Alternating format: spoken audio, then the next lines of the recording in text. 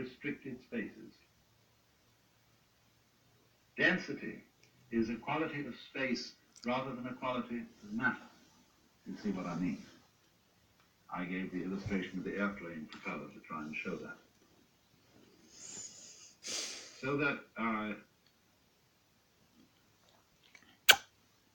all this is an electronic diaphanous world, very similar to other creations of electronic patterns, the dance of forms on the TV screen, the rainbow, the aurora borealis. It's all fundamentally like that. Only we are of the same kind of jazz, you see. Our bodies are this dance too. And therefore, the physical world feels real to us. In other words, it feels solid because we're something of the same kind. If we were on a different wavelength, we'd walk right through it. In the same way as radio waves come right through the house.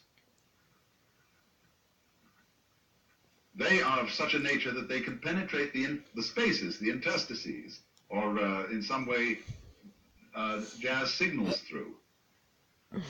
And we are on the same wavelength, you see, as the wall, and so don't go through it.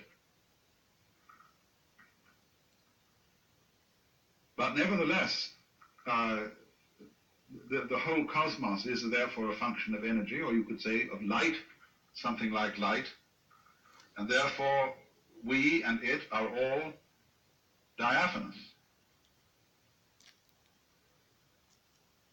Now, it's easier to see that if you live in a medium where things aren't so dense. There's only one other creature as intelligent as man,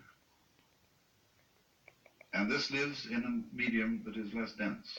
And this is the dolphin. The dolphin is a mammal.